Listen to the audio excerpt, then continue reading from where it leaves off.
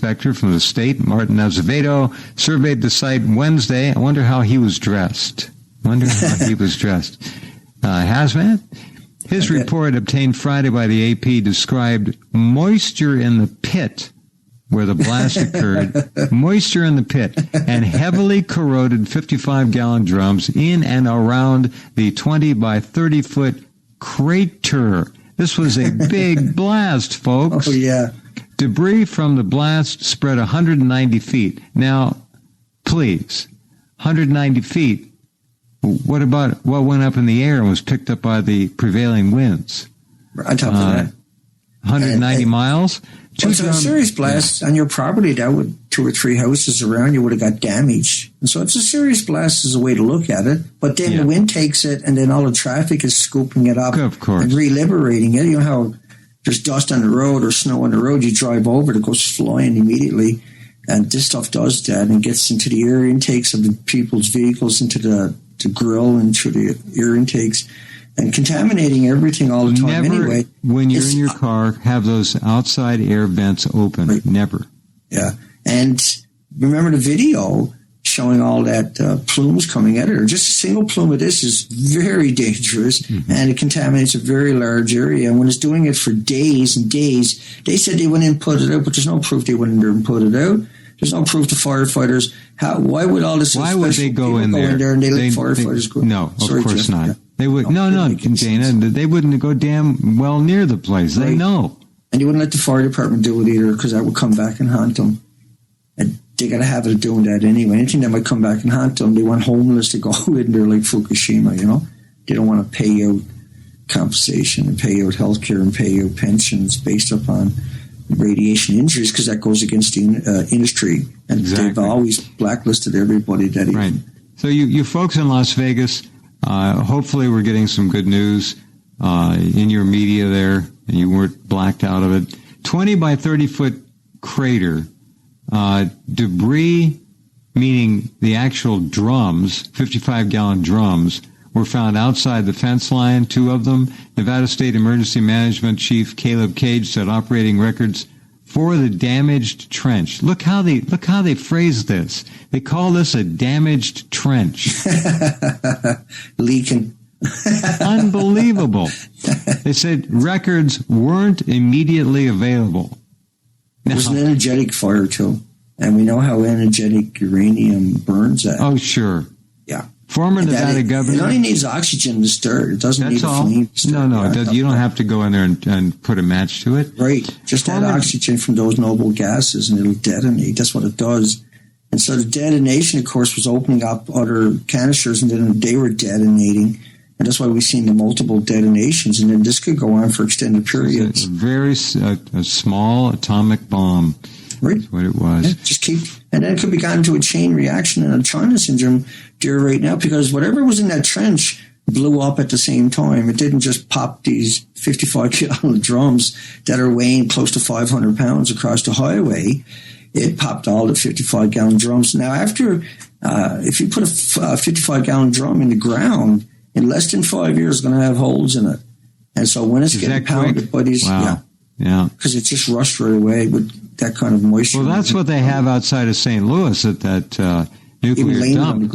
If you saw a picture of those thousands of 55-gallon drums, had to be just laying right in the ground, and they bulldozed some dirt over it. Oh well, no problem. That's right. That was former former Governor Robert List of Nevada expressed doubt that anyone will ever know what's really underground at that site.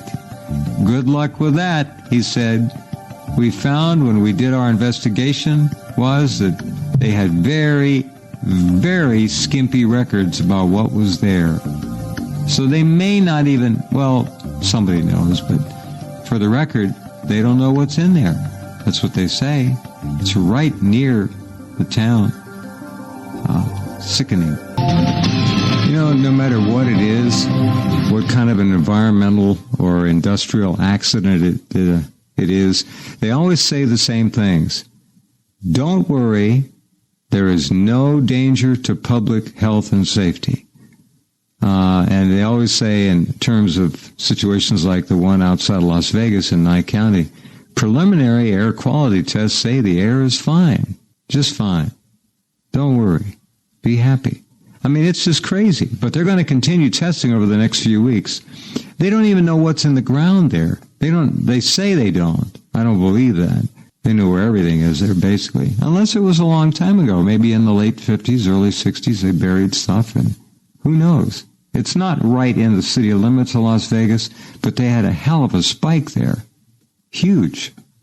So what I'm trying to tell you is, it's not just along the coast. It's everywhere. If you live within 50 miles, a radius of 50 miles, of any nuclear power plant, please move, especially if you have children.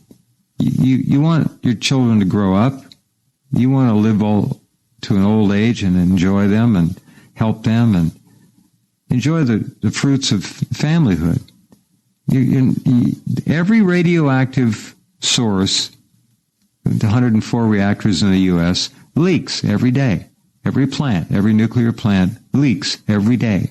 They release radiation every day. It's a fact. And we've talked about that for years on this program. Dana, it's the same in Canada, of course.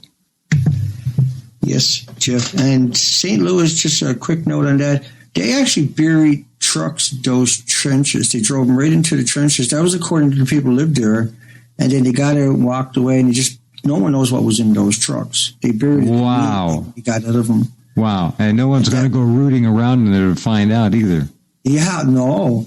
And so all the nuclear power plants, each one of them have what they call spent fuel pools, where they take the reactor cores after 18 months and they put it to cool down in this hard water, and they boil off 120,000 liters a day into the community. But a nuclear power plant is burning 1 million gallons a minute for each reactor. And there's one down in the States there, hit the media a couple of weeks ago. It was going through 2.2 billion gallons a day.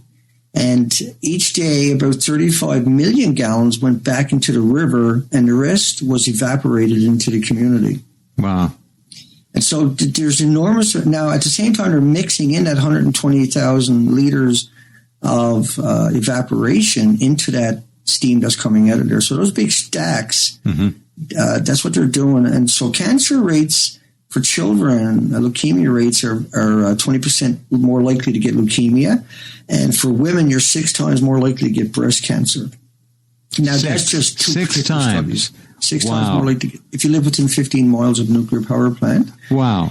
Or even 15 miles, folks. I draw the line at 50. But just driving past it is dangerous because you can breathe in like just driving past it is dangerous, and it just takes one radioactive hot particle, and you can get cancer. Or 1,800 autoimmune deficiencies while you're waiting. 1,800 autoimmune deficiencies. Wow. That's the gallows. Yeah. Everything about this gives you that gallows laugh. It does. It's gallows humor. It's black humor. It's as black as it gets. It just makes you woolly, makes you feel weird because of what they're doing. And then they'll come out and equate it with a banana or potato chip or walking in the sunshine or getting on an airplane. They got nothing to do with E equals MC squared. But it's a good way to confuse people, and you can't have a conversation because they'll always bring that up. Because for 70 years, people have been reciting that. That's right. Yeah, and it's at the point now where people are becoming enraged because they want the truth, and people are becoming more anxious because they understand Fukushima is not a game anymore. And people are becoming more demanding because they want real information. And now they can't tolerate the word banana at all. And so there's an instant blowback, but they keep using it. And you go look at the comments and people will lose their minds every time it's mentioned. Well, it wasn't like that 2 years ago. No. It's absolutely changed appreciably. Huge. They're trying to GMO bananas, so that'll take care of bananas. Seriously, there's a move in Hawaii to try to stop it, but Monsanto, which has a big operation over there, they do a lot of that crap, is trying to GMO bananas. It's not going to stop, folks. It's just not going to stop. I done a radio interview in Hawaii a few days ago, and I put together about 50 headlines of Hawaii. Hawaii is being pounded. I'm sure they are. I'm sure. Oh, yeah. because the currents go right around it. They come to California, then they come right back on the south side of Hawaii. They absolutely do. Wow, it's the worst spot imaginable. And the numbers are already there. 50% of the people tested had uranium in their urine. Say that again. 50% of the people that were tested by one doctor showed positive for uranium, like quite a bit of uranium. And that the meltdown in their urine. In other words, they're taking it in, and the body's excreting it through the kidneys. Right. You would find it in the sewage systems. And we see that heavily through Japan. The sewage systems are all contaminated so much they can't use the sewage. Normally they would recycle it for fertilizer and stuff, but they can't because it's such high. That's insane anyhow because of all the pharmaceuticals that would be in there. I mean, think about GMO. that. But the pharmaceuticals to me is just frightening. You're right. Yeah. It's a shocking amount in that they're doing. Here's another one for you, folks. These are quotes. Mind-blowing die-off of seabirds underway from California to Alaska. Now, Dana knows all about this. He's taken those expeditions, and he's seen so few birds. They're starving. They are starving. They starve to death, yeah. They literally wither away, starve, and then the radiation finishes them off, if they make it at all. There's nothing for them to eat. All the signs involved point to starvation from a lack of forage fish. The birds can't eat. There are no more fish. Sardines, as he said, herring. Yes, and all the mammals too. Now, what's interesting about this was that 260 days on the ocean and 365 on 5 expeditions. Wow. And of all the anchorages that I stayed into that whole time, because I lived out there on the ocean mostly by myself that whole time. Yeah. And the first couple of months we had 4 people, but that was prohibitively expensive.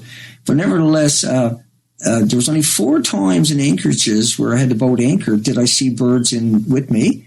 And out of those, there was another time where there was a single bird on the last trip hung out alongside the boat, right alongside the boat. And that's extraordinarily unusual. It was a tur, a black common tur. It hung out there for about 6-7 hours straight, and it was lethargic the whole time. It didn't look healthy at all. I took a whole lot of pictures of it. Was it sitting on the boat? No, it was almost put his head in the water, but it never once put his head under the water, which is really unusual. And that it would drift away from the boat and it would swim back towards, because I was tucked in, I had 3 beach lines up and an anchor. It was really rough where I was too. I couldn't eat a meal. I couldn't have a cup of tea or eat on the 3rd day. It was that rough. And the whole day, it was like rough. Yeah. Where were you anchored? That was on the west coast of Vancouver Island when I was doing all the west coast of Canada. I went through. Man, you were getting right in the teeth. But that time that was really bad. I only had 6 miles to go to shelter, and I was stuck there for 3 days. I couldn't get out of there. I had to run in there and make it work. It came out of nowhere. We had a lot of storms during that period, of course. It was I was there for 6 weeks. I had 5 weeks of storms. But I still pulled off the whole west coast. I still don't know how either. I still sleep all day every day since I got back. I bet. Well, you've earned it, my friend. That's amazing. So. Tell me about your site. Are you getting any contact from any politicians or anybody who might help you? I know the answer, but I mean, getting hit by a Soviet satellite. That's probably true. You're not going to get it, but I can guarantee you, and you probably know the kind of visits you're getting at the site. The traffic has to be going up and up. It is. I think so. And I don't pay attention to it because I just keep working. I wasn't putting the pictures up. I actually don't go look at the stats very often, but they are good. I've got no complaints. It's definitely changed a lot this trip than the last number of trips. Mm-hmm. There's something different happening for sure. As I put up the rest of these pictures of the coastline, that is the definitive look for everybody. Because everybody would love to have someone go out there and do the whole coastline and document it, 15,000 miles of it. Well, that's what we went and done. We didn't wait for somebody else. This really should be made into a National Geographic special. Absolutely. Yeah, we got enough material, hundreds of thousands of pictures, and endless underwater footage, and endless above water footage, and endless. I mean, see, if anybody is listening, I don't know if you'd even entertain the idea and wants to produce an absolutely staggering documentary, a forbidden documentary. Yeah, no. Talk to Dana about this. By all means, contact me. Speaking of whales, there won't be many left at all. How tragic can that be? What have we done to our planet?